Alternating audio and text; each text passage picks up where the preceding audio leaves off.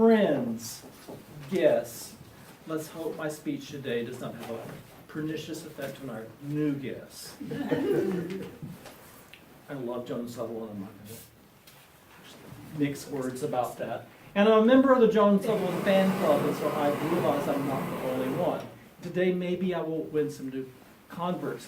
Most of you know about Luciano Pavarotti. Hold on. That's my favorite picture of her. He was the most famous tenor that mass media knows about.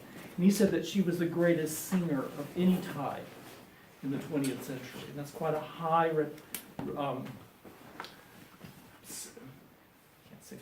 recommendation. So why is she so great? Well, I'm not going to go into all of that today, but I'm going to focus on two things. One, the fact that she's very much like a sumo wrestler who excels at gymnastics, in the sense that she has this really huge voice, but she can do all of this very delicate gymnastic-like singing, which is called coloratura.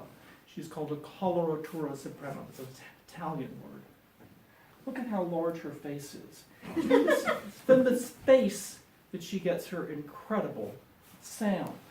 Now, people have said that when they heard Sutherland in the house, you could actually feel her voice in your body. It was projected so well.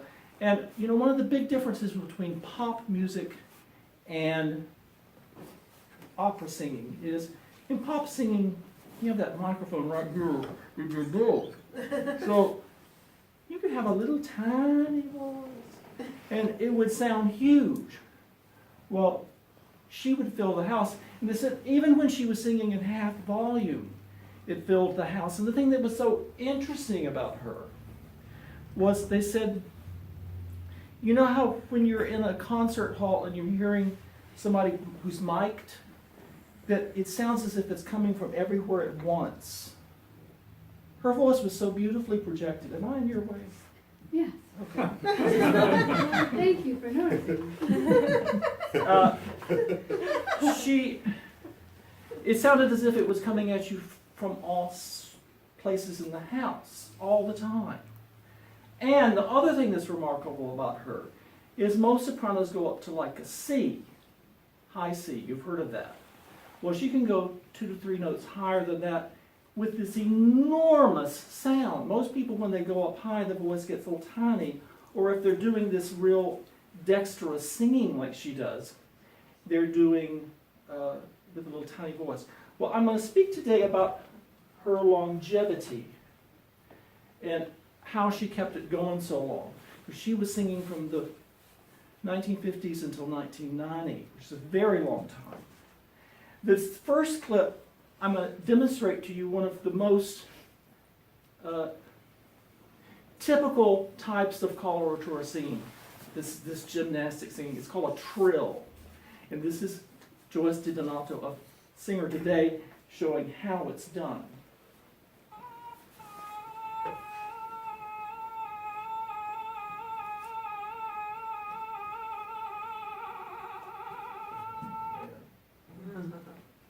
Did you get that? Now, the first clip is going to be from when she was young, and she was at her peak. And she will be showing off her arsenal of tricks, taking this enormous voice up and down the scale. And you will notice how she's not a fat woman, but she's a big woman.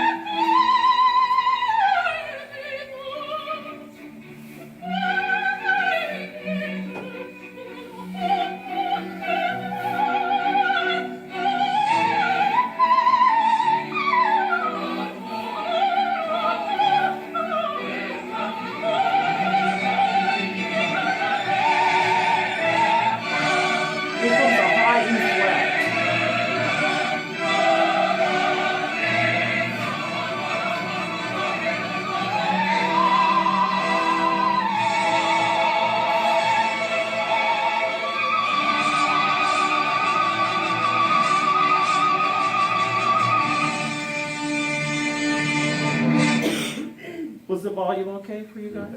Good. Now, the next clip, I love her. She's a wonderful person. She's been very down home when she's interviewed. And she's going to talk in this interview very briefly about how her body is perfectly made for singing. And then her husband, Joan Sutherland and Richard Bonning are a team. He created her voice. She sang it. And he led her up into the stratosphere. Here she is. Wonderful high cheekbones and these obviously these great resonating cavities. Have you ever always felt that your physique and everything was made for singing? I think so. I think it's a hand-me-down from my mother and the Scots ancestry to a certain extent. Even some of my nieces and nephews have similar features, and I think it has got a great deal to do with it. I think there is a great resonating cavity Chamber, there. Well, I think there is, and what else is important? Is the high palate definitely. important? No, this definitely. I have got a very high palate, Mm-hmm. and Do you know what a palate is? It's the upper part of your mouth. And what about big mouth. Oh, definitely. I have marvelous chest cavity as well. So. and the diaphragm for Good support? diaphragmatic support, and there we are. Let's get on to singing to you. No.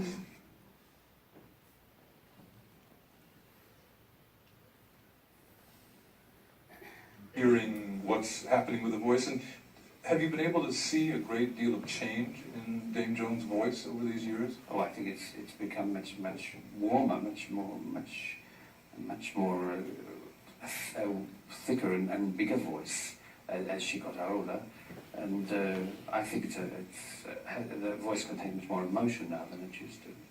I find it to me it's a more interesting voice because it has many more facets now. Maybe it's because we just think that it It's can't go on forever, so we can try a few more desperate things. What? Now, this next clip, we're going to be exploring her 20 years later and how the voice has changed. And you will notice how when she goes down low, the voice has become very rich. And it's got this very wonderful round. The voice always has this round sound, but that even more so. And then following that, she's going to do some of this coloratura, this gymnastic singing that just try to follow it. I mean, try to make it sense of it. I don't know how she does it. Now, this is all because of Marlene, because she wanted specifics. So this is just a little clip, and then we're going to do a bigger clip for you, Marlene. Thank you.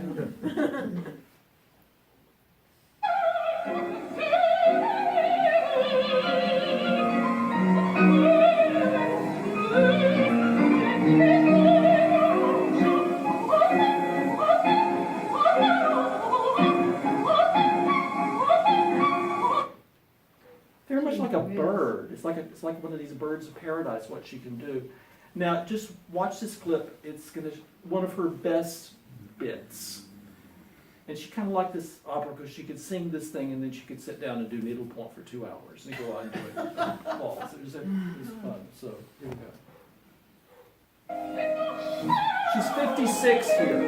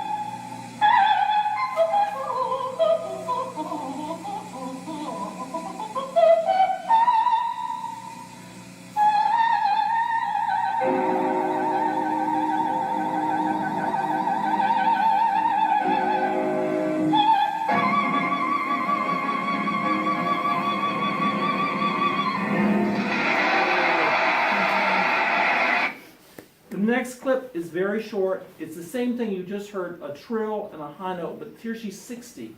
It's still sounds amazing.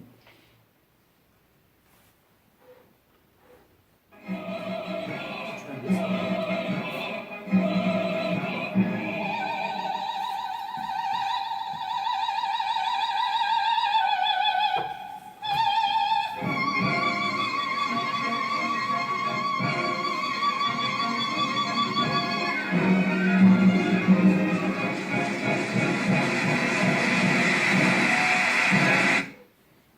Pretty amazing, isn't it? Pretty amazing. Now, the next bit is very emotional for me. And so I'm going to play for you her retirement applause. She's just sung the last thing she's ever going to sing. You think Super Bowl crowds went crazy? They went berserk.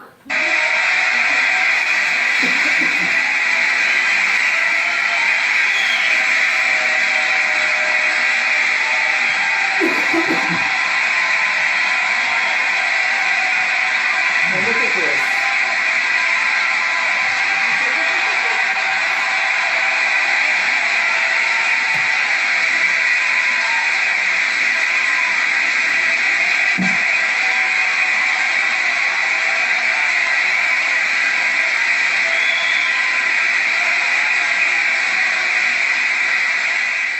Now I'm going to let this play.